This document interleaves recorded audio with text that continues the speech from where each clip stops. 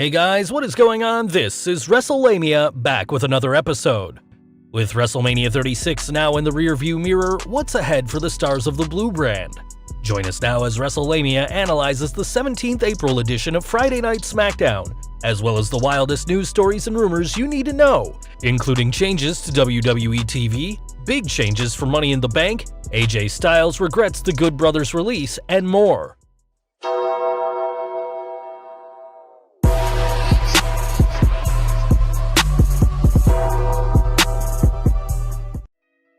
As always, Wrestlelamia isn't going to recap the matches, but look at the good, the bad, and the downright ugly. The good. Building up Bray vs. Braun. Tonight's opening interview with Braun Strowman on a moment of bliss was a good way to get Braun over as the new Universal Champion, as well as Nikki Cross and Alexa Bliss for regaining the women's tag titles. More importantly, it helped advance the storyline of The Fiend challenging Strowman for the title, with Strowman denying he could fall prey to Wyatt's mind games, but the WWE leaving fans guessing whether this is true. Rebuilding Jeff Hardy. Wrestlelamia has discussed how the WWE has a huge roster even after the cuts of Black Wednesday, but lacks a core roster of top stars. One performer who could easily be bumped back into the main event is Jeff Hardy, who headlined the WWE back in 2009 before exiting the company. Now back in singles action, Jeff has the potential to main event again, and it looks like WWE is giving him a big push, at least judging by tonight's second part of the mini-documentary covering Jeff's WWE career. Whether the WWE follows through remains to be seen, but it's a good start. A touching tribute. The WWE did a great job honoring the life and career of beloved ring announcer and WWE Hall of Famer Howard Finkel. The Fink's work made many wrestling memories more memorable, and he was adored backstage by wrestlers and staffers alike. In a topsy-turvy week, it's good that the WWE honored such a loyal employee. Dolph puts over his friends. Although some WWE main eventers such as AJ Styles and Seth Rollins continue defending the WWE's roster cuts, Dolph Ziggler took time to remember his recently released friends Zack Ryder and Kurt Hawkins by wearing one of their t-shirts under a button-down shirt, taking it off to honor them. At this point, it's unlikely if Ziggler cares about any consequences, as he could easily find work in AEW, New Japan, or any promotion he chooses. Some good matches.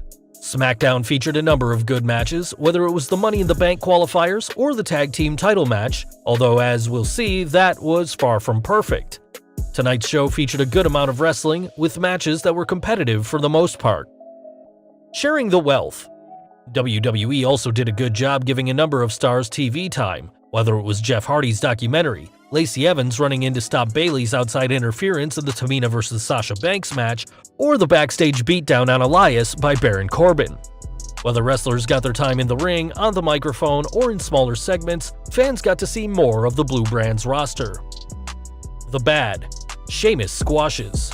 We'll keep this one brief as it's a common theme on WWE TV as well as Wrestlelamia videos. Squash matches don't work, and Sheamus' latest did nothing to get him over.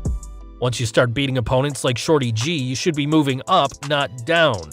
On a brighter note, it looks like we may see Sheamus taking on Jeff Hardy. Unfortunately for the Celtic Warrior, he may be putting Hardy over, putting a stop to any push he had. Another New Day win? As bad as it was having the SmackDown Tag Team Championship defended in a ladder match between singles wrestlers, the WWE didn't have a choice, because The Miz, one half of the Tag Team Champions at the time, was sick, and WWE couldn't risk exposing anyone to him. At least anybody who hadn't already been exposed when The Miz showed up sick. Tonight, however, there was no reason for the WWE airing another ladder match between one member of each team. It denied the fans a chance to see an entertaining triple threat match, ladder or otherwise, that should have been saved for Money in the Bank. Even worse, the WWE put the SmackDown tag straps on the New Day, a team that doesn't need them right now. Is the WWE punishing The Miz for coming to work sick? Or is this just another one of Vince McMahon's last-second decisions? Either way, it's short-sighted, and it killed The Miz and Morrison's reign. The downright ugly. Tonight's show was pretty good and showed that empty arena shows don't have to be boring just because there are no fans present. Like any good wrestling show, the WWE advanced storylines and put on some entertaining matches. The show wasn't perfect, but Smackdown seems to be back in the groove when it comes to the fundamentals of episodic wrestling TV. The only question at this point is whether viewers are willing to deal with the absence of fans. At this point, WWE could put on the best shows in SmackDown history, but if enough fans are turned off by the empty arena format, it'll all be in vain. News: Roman Reigns is not to be mentioned on WWE TV. Roman Reigns has a compromised immune system due to his battles with leukemia. This could explain why he chose to pull out of WrestleMania 36 since it was held during a global pandemic. Although the WWE said that no performer was obligated to show up at this year's showcase of the Immortals, it seems as if WWE may be giving Reigns the cold shoulder. According to the latest Observer, right now the instructions on television are to not ever mention Reigns. Is the WWE burying Reigns, or are they just concerned about disappointing the WWE Universe should it be a long time before he returns? Wrestling News' Paul Davis noted Reigns' return status is unknown and people close to him don't think he'll be back anytime soon due to coronavirus concerns. The fact that WWE didn't even bother explaining why Reigns was taken out of his match with Bill Goldberg has Wrestlelamia thinking Reigns is in the WWE doghouse. Wrestlers can talk about Vince McMahon's compassion and loyalty, but the events of this week, including Black Wednesday, show that every wrestler is expendable. Big changes for Money in the Bank. In case you missed it, the WWE is still holding its 10th May Money in the Bank pay-per-view, even though it won't be in Baltimore, Maryland as originally scheduled. Fans expecting to see another pay-per-view at the WWE Performance Center will be surprised to hear the event is taking place at the WWE's corporate office. Even more surprising is how this year's event is being run. WWE.com announced on 17th April that this year's WWE Money in the Bank men's and women's match participants will have an even more unique challenge ahead of them than usual. The match begins on the ground floor of WWE headquarters, but the briefcases, containing contracts for a championship match anytime, any place, will be hanging all the way up on the roof of the corporate tower. WrestleVotes tweeted on 17th April that the WWE Money in the Bank pay-per-view will take place as scheduled on Sunday, May 10th. Sources state it won't take place at the PC, however. Still working on location confirmation. Obviously, no fans in attendance, regardless of the location. In another interesting piece of news, PW Insider is reporting that earlier this week, WWE was taping content, which we are told was for the 5/10 Money in the Bank pay-per-view at WWE headquarters in Stamford, Connecticut earlier this week. One person told us that material was shot on the roof of Titan Tower. At this point, it's unknown if matches will take place anywhere besides WWE headquarters. Might fans see another cinematic match such as the Firefly Funhouse between The Fiend and John Cena? More NXT releases announced. While rumor has it that the WWE has finished making its main roster cuts, the WWE continues to release NXT talent. Wrestling News Co.'s Paul Davis is reporting the following additional NXT releases: Tainara Conti, Cesar Bonani, Mars Wang, Tino Sabatelli, Dan Matha, Nick Ogarelli, and on-air digital talent Josiah William. No word on whether any more releases are coming. WWE changes TV schedule again. The WWE has changed its TV scheduling again right after announcing it was changing from taping its weekly TV to airing its shows live. In an exclusive report, Pro Wrestling Sheet's Ryan Satin revealed WWE is making a big adjustment to their filming schedule in an effort to increase the level of safety for performers amidst the COVID-19 pandemic. The WWE will air the 17th and 24th April SmackDown episodes live, then begin taping them. Likewise, Raw will air live episodes on 20th and 27th April, while NXT will air a live episode on 22nd April. All WWE programming is scheduled to be taped for episodes through 10th July.